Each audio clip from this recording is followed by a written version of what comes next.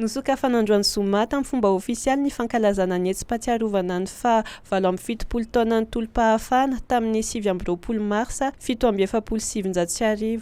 Tetsy amin'ny kianja Barea Mahamasina nataony lanonana niaraka tamin'ireo tompon'andraikitra ao amin'ny ministera ny folo alin-dahy. Nosokafana teny an-toerana ihany koa ny hetsika fampiratiana ny tantara mirakitra ny tolom-pahafahana 1770 sy ny fizaham-pahasalamana maimaim-poana ho an'ireo zokiolona mihoatra ny 580 taona. Isy ihany koa ny fanompo-pivavahana ataon'ny faran'ny herinandro. Fahatsiarovana amin'ny alalan'ny fametrahana fehezam-boninkazo eny amin'ny fasan'ny Mahery-fo sy fanehoana ny afo tsy maty no atao eto Antananarivo ny andron'ny 20 martsa.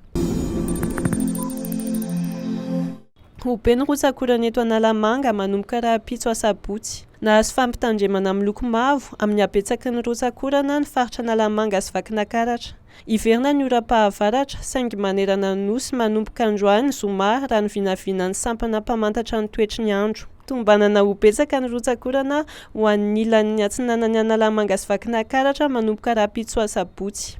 Mety hatratra 30 hatramin'ny 50 milimetatra ny tahan'ny rotsakorana andrasana ao anatin'ny 420 ora. Mety hiteraka fikorotana ny asa mandraharaha andavanandro, fiandronan'ny rano amin'ireo toerana mora tondraka, fiakaran'ny renirano ary fiotsahan'ny tany sy ny lalana amin'ireo toerana marefo izany rotsakorana izany.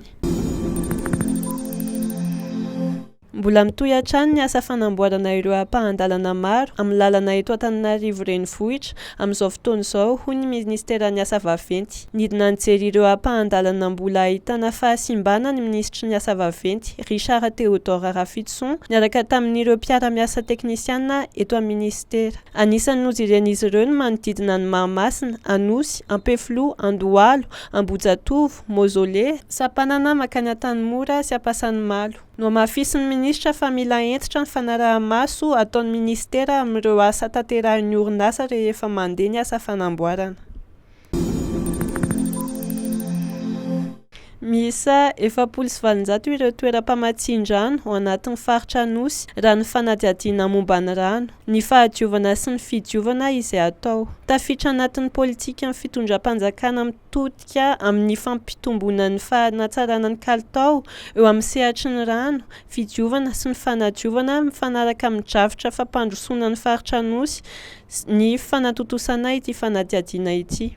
Raha ny vinavinan'ny faritra ampitomboana 370 ireo famatsian-drano maro lafy amin'ity 2024 ity. Natolotra ireo tompon'andraikitra sy ireo mpiantsehatra voakasika rehetra ny vokatry ny fanadihadiana izay notaterahin'ny UNICEF ao anatin'ny tetikasa mionjo famatsim-bola ny banky iraisam-pirenena.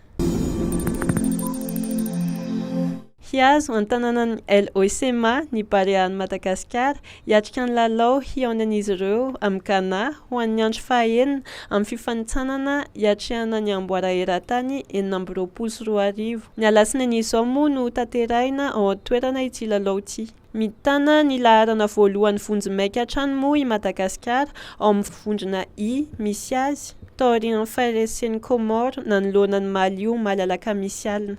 Androany alina dia fionan'ny Ghana amin'ny Tchad izay mety angalan'ny Ghanéana ny laharana voalohany ao amin'ny vondrona.